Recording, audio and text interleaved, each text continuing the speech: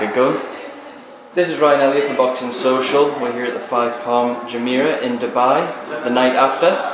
Last night we witnessed the first ever Badou Jack Promotions show with me, Amer Abdallah, the CEO of Badou Jack Promotions. How do you feel it went last night? Oh man, I don't know if you can really put it into words how you feel.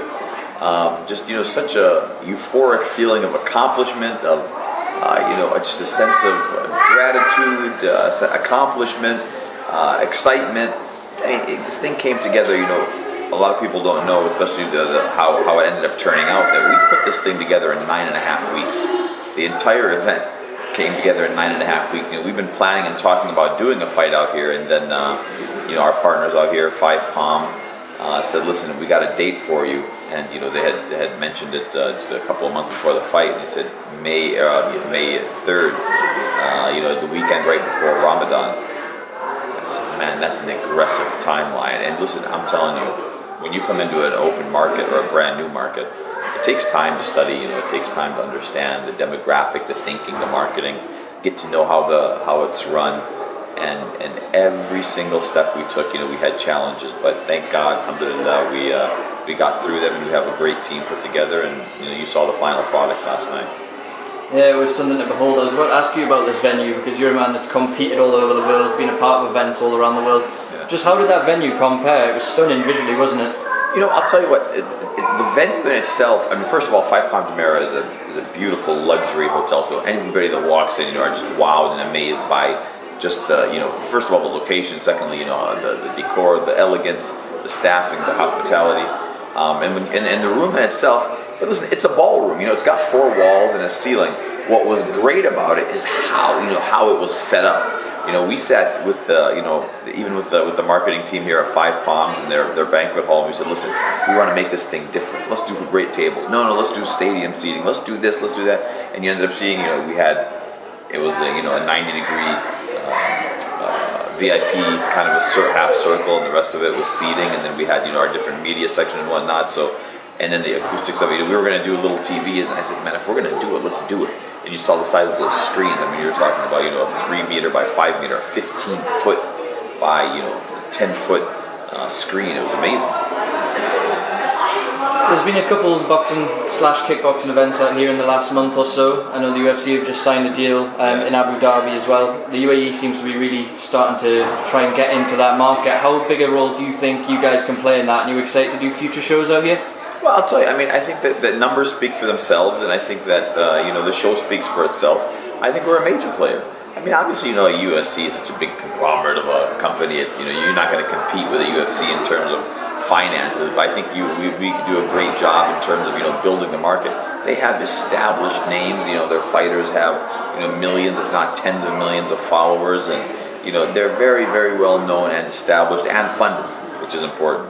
But I think when you boil it down and trickle it down pound for pound, I think we're a major player.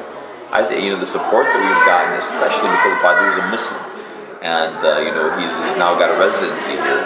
I think that plays a very significant role. Is that he's part of this culture, he's a part of this demographic, and people come out and they support that. But not just that. We're not just putting on fights. It's entertainment. You saw yesterday. We had everything. It was like Las Vegas in Dubai. It was amazing. Last night was headlined by cruiserweight prospect Viddal, someone I know you and Badou think very highly of. Just talk to me about his performance, his 3rd victory. First time he's gone the distance. I understand he had a late opponent change. How do you think he coped with all that? No, listen, all of those things that you said I could elaborate on for minutes at a time.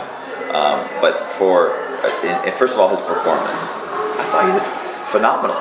You said it in the second part of your questioning was, the last minute switch of opponent. When we say last minute, we're talking about 48 hours. And he had a full training camp, a 6-7 week training camp, focused on one style of a guy. And especially boxing at this stage where he's still new, these cancellations, these fallouts happen all the time. So you have to kind of be ready and prepared for that, for an opponent change or a cancellation. So Viddal, we got another guy that was a totally different style than what Viddal was training for. And the reason that he did that was, going back to the first fight, it was a big build-up for that fight. The guy was 12-1, 12 knockouts. It was a huge kind of a build up for it, and we bought a guy that actually fought him, and most people say he beat him, even though Mo Ali got the decision. He boxed him very well, very smart, took his time, found his range, touched him when he needed to, broke when he needed to. I thought he did phenomenal. And I was actually just talking on my way over to the interview. The guy goes, the fights were amazing except for the last fight. He goes, that fight should have won 8-10 rounds. That was the best fight of the night. It was just a shame that it was only a 4-rounder. And he's probably right. It's his third fight now. The kid's never been past a minute and 13 seconds in his, you can't take those big steps. But if you look at what Viddal Riley has done in 3 fights, it's unprecedented. We went from buying a slot in Mexico to the second fight being on the Pacquiao-Broner card to now headlining a card in Dubai on the first. Oh man, come on, man! He's moving at lightning speed.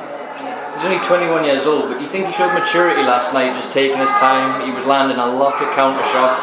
He knew his opponent from early on could take a shot well. Do you think he showed a lot of composure for his age? No, Viddal touched him well early. He put his hands on him well. He peppered him well. He woke him up and let him know he's in a fight.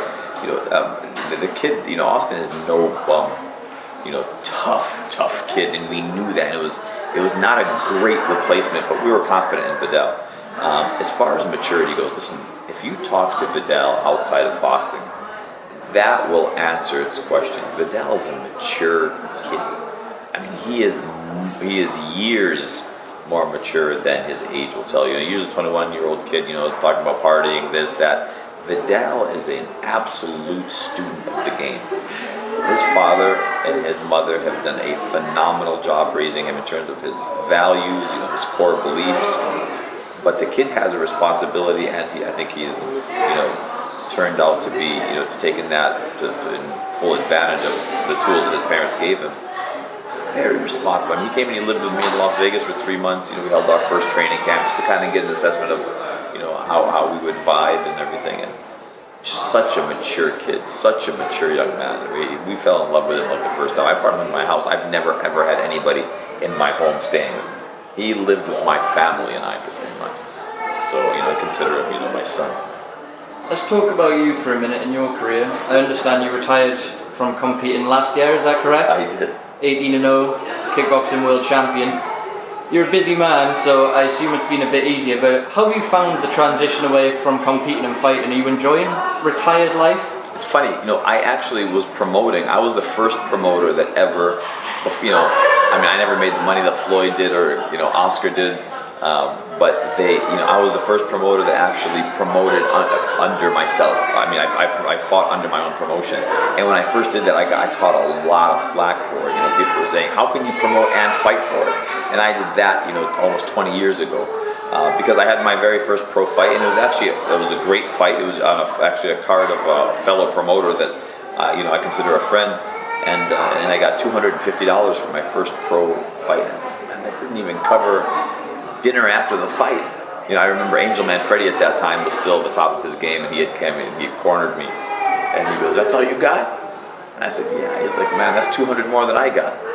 So it's so I said, "Man, something doesn't make sense." And I always had a business kind of a mind, so and I tell everybody that I've been a fighter. I started as a fighter, and I've been a coach, I've been a gym owner, I've been a manager, I've been a promoter, I've been an advisor. I've touched every part of this game, so I understand it. So promoting at such a young age, I went through my difficulties, and I think I got to where I am because I've experienced hardships and trials and tribulations throughout all of it, the good, the bad, the ugly. There wasn't much of a transition because I was already doing it. You know what I mean? It's now I just have more time to focus on it. Actually, I enjoy life, and I hate to say this because I know there's a lot of young guys out there. I enjoy life a lot more now that I'm not competing. I eat better. Even when I'm training, I know I'm not training for the purpose. It's just fighting's not in my heart anymore. Sport fighting. It's just not in my heart anymore. Like a lot of people in the fight game, whether boxing, kickboxing, or otherwise, they don't get to go out on their own terms. Perhaps they haven't made the money they wanted to. Perhaps they just can't let go of fighting. How grateful are you that you made those decisions when you were younger to venture into different things, to build up different empires, and now to be able to walk away secure and know that you're at peace? You don't have to go back and fight again. No, I appreciate that. And I thank you for for saying that. It's not just my own terms. It was a decision. I had the comfort of being able to, as I was fighting, I had the comfort of being able to determine what I wanted to do, how I wanted to do it.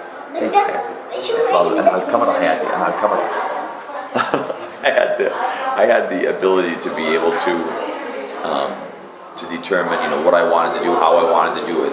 Obviously under the guidelines of the sanctioning body or whatever. I fought where I wanted. I had that kind of a luxury, and I always said I will never get married as long as I fight.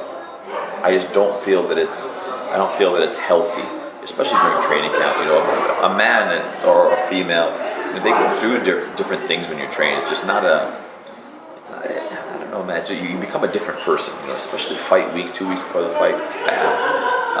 It's difficult to cope with a fighter. And then I got married. I was still, in 2012. And then I said, I'll never have kids as long as I'm competing. And then I had kids when I was competing. But I think that when I retired, at 39, 40, and I said it's the right time.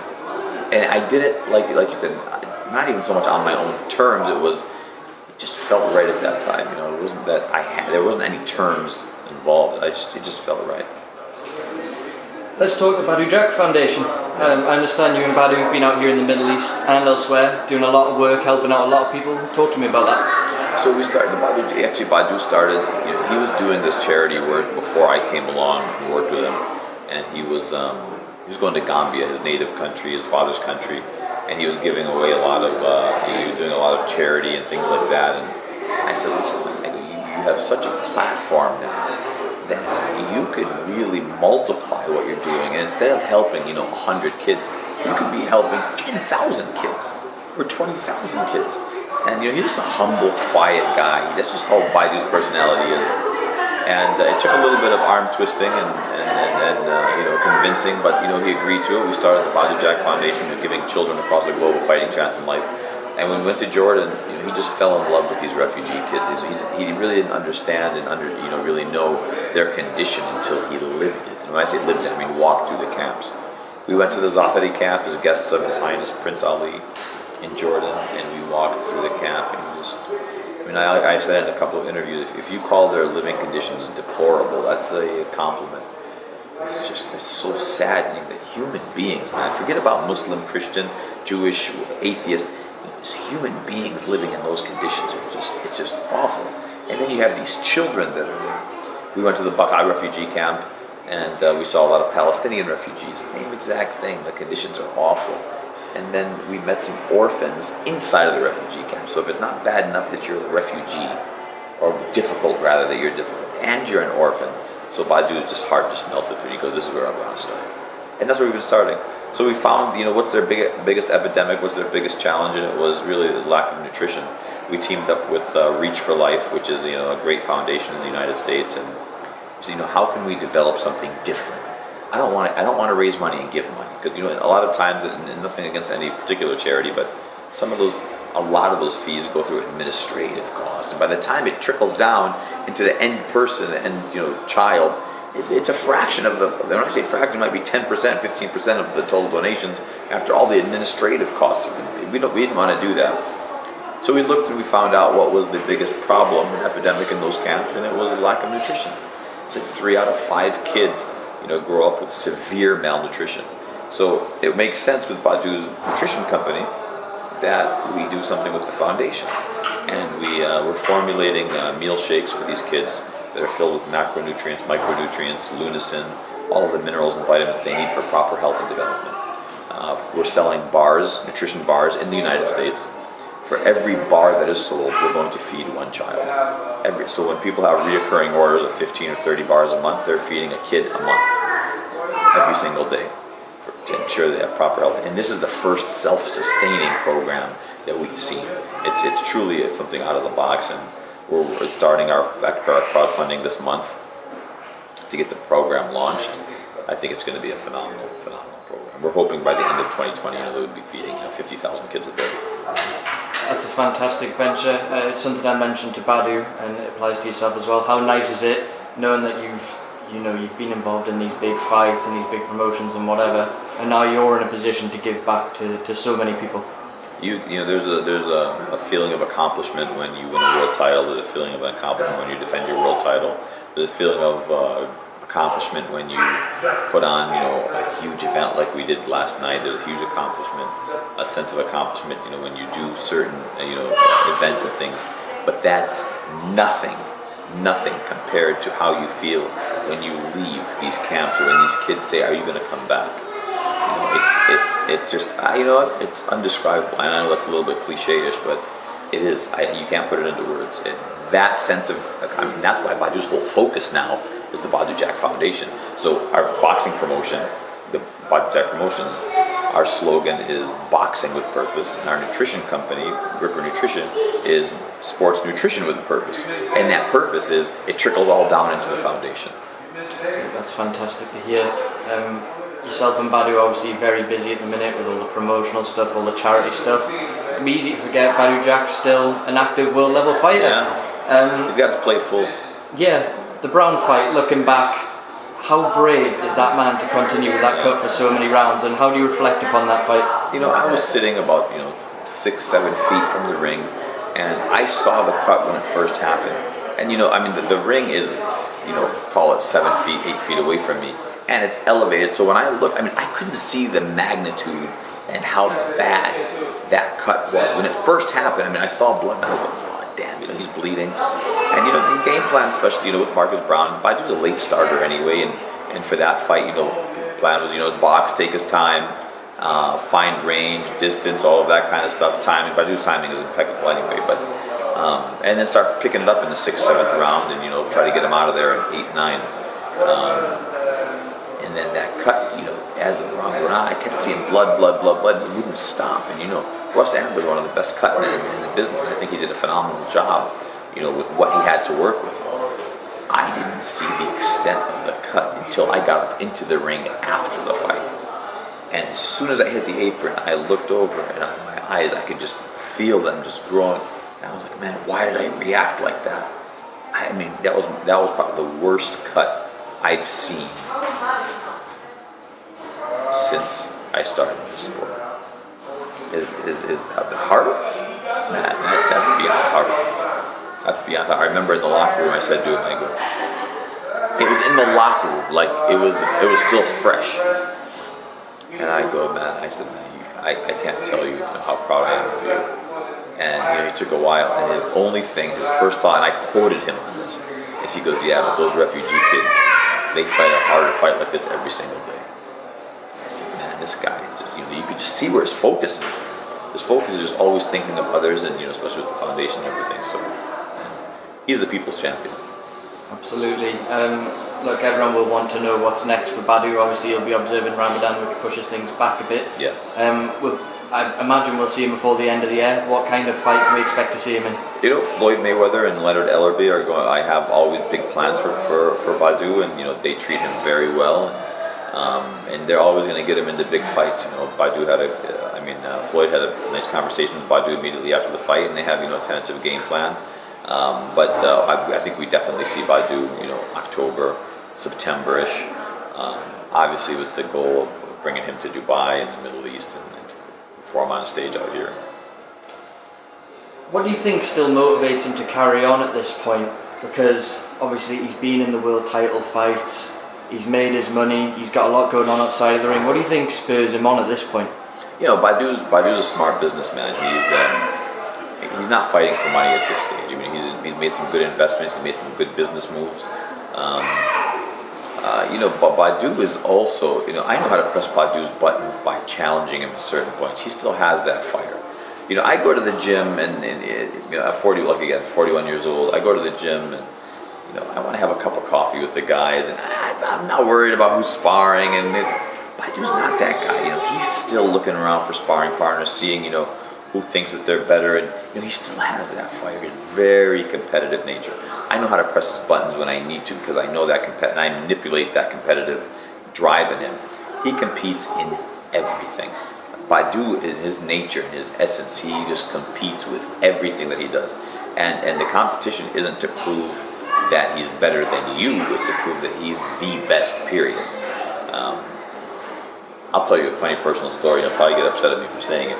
He had some dental work done a little while ago, and it was probably before the fight, well before the fight, and you know they put him under for the thing. So when he came to, you know, he wasn't fully awake. You know, people get real funny with it, and sometimes they call it, you know, like the truth serum. And the only thing this man kept saying is, "I'm the best. I'm the best." You know, and it was so funny. And you could just see that that's really how he feels about himself. It's like, you know, you're driving home from the dentist's office, no one's asking, he's like, "I'm the best. I am the best." You know, and I said to his wife, I said, that in his heart, that's what drives him. That's some brilliant self-belief right there. Yeah. Badou Jack, ladies and gentlemen. In your heart of hearts, do you expect him to capture another world title before he hangs up the gloves? Absolutely. You know, he has, in boxing, it's important to have a good team around you. He has a phenomenal team to be able to put him in that position, but more so, he's got the goods to be able to deliver that. When Badou is focused and everything, you know, lines up right, and you know, we're not going to talk about why things didn't line up the last fight, but when things line up right, he is the best in the world. All right, Amer Abdallah, thank you very much for taking the time to speak to Boxing Social. All the best. Thank you very much.